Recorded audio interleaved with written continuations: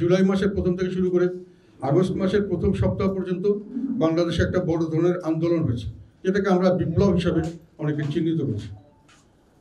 বাংলাদেশে জনগণের মধ্যে 70-71-এর পরে মুক্তিযুদ্ধের এবং স্বাধীনতা যুদ্ধের প্রারম্ভে যেরকম একটা সার্বিক জাতীয় ঐক্য সৃষ্টি হয়েছিল, আমি মনে করি এর পরবর্তীতে এই 2024-এর জুলাইয়ের আন্দোলনের সময় আস্তে আস্তে সেই ধরনের একটি জাতীয় ঐক্য সৃষ্টি হয়েছিল এবং সেই জাতীয় ঐক্যে সৃষ্টি হয়েছিল একটি ডাকে। সেটা হলো প্রথমে যেটা খুব ক্ষুদ্র একটি বিষয় ছিল, আস্তে আস্তে এটা ডানা বেঁধে সারা দেশের মানুষের মধ্যে ছড়িয়ে পড়ে।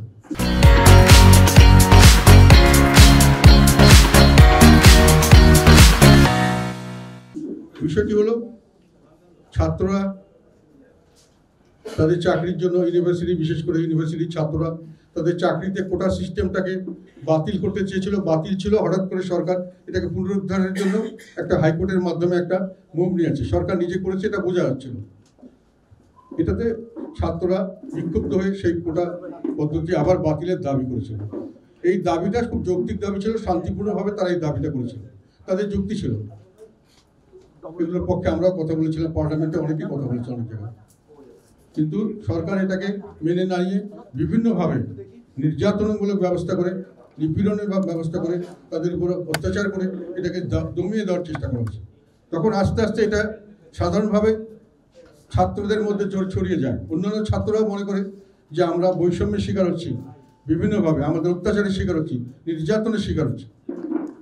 যখন সরকার এটাকে আরো বেশি করে চাপ সৃষ্টি করলো, তখন জনগণের মধ্যেই এই জিনিসটা এই মতামতটা আসলো, এই ধরনের ভাবনা আসলো যে আমরাও তো নিপীড়িত, নির্যাতিত, আমরা বিভিন্নভাবে অধিকার বঞ্চিত, বিভিন্নভাবে আমাদেরকে বৈষম্যের শিকার করা হচ্ছে। আমরা এই বৈষম্যের বিরুদ্ধে অবস্থান নিব এবং বৈষম্যের বিরুদ্ধে তারা একজোট হল। এটা বাঙালির একটা বিশেষ বৈশিষ্ট্য। এখানে আমি বলতে চাই, বাঙালিরা আমার মনে হয় সহস্র বছর ধরে এই বৈষম্যের বিরুদ্ধে সংগ্রাম করছে এবং বৈশিষ্ট্য হলো এই সংগ্রামে তারা সর্বাত্মকভাবে নেমে পড়ে এবং যে কোনো ত্যাগ স্বীকার করতে প্রস্তুত থাকে, ত্যাগ স্বীকার করে এবং এটা অর্জন না করা পর্যন্ত তারা এটাকে ধরে রাখে। এটা বাঙালির একটা বৈশিষ্ট্য আমি ব্যক্তিগতভাবে মনে করি। এবং এটা ব্রিটিশ আমলে অনেকবার হয়েছে এবং পাকিস্তান আন্দোলনেও বাঙালির যে ঐক্যবদ্ধ হয়েছিল সেটারও মূল চেতনা ছিল আমরা বৈষম্যের শিকার হচ্ছি, আমরা বৈষম্য থেকে মুক্তি চাই। পাকিস্তান হওয়ার পরেও কিন্তু এই বৈষম্যের অবসান হয় নাই এবং তারা তখন আবার বাঙালিরা 60-এর দশকে 70-এর দশকে এই বৈষম্যের বিরুদ্ধে সংগ্রাম শুরু করলো।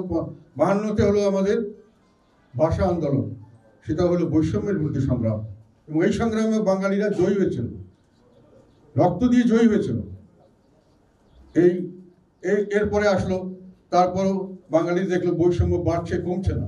তখন 6 দফা আন্দোলন আসলো 60 এবং 70 দশকে এসে, এটা ব্যাপকভাবে সারা জনগণের মধ্যে সারা সৃষ্টি করছে। এই বৈষম্যের বিরুদ্ধে সংগ্রাম এক পর্যায়ে এসে বাঙালি জাতির মধ্যে ধারণা হলো বৈষম্য মুক্ত করার জন্য আমাদেরকে পাকিস্তান থেকে ছুটে আসতে হবে, আমাদের নিজের একটি দেশ করতে হবে, যে দেশটি হবে গণপ্রজাতন্ত্রী, প্রজাদের দেশ এবং সেই প্রজাদের দেশে আমরা নিজেরাই নিজেদের দেশ শাসন করব, আমাদের কথা মতো দেশ চলবে, আমাদের নির্বাচিত করবো আমরা যে প্রতিনিধিদের, তারা আমাদের কথা মতো দেশ চালাবেন এবং পরবর্তীতে বৈষম্য মুক্ত একটি দেশ হবে, একটি সমাজ হবে।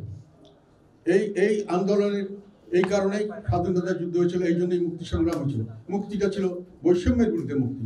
পরবর্তীকালে আওয়ামী লীগ আমলে এসে মানুষের অনুভব করতে থাকলো যে আমাদের সেই যে বৈষম্য মুক্তির আন্দোলন এটা আবার ব্যর্থ হলো এবং আওয়ামী লীগ সরকার আবার নতুন করে বৈষম্য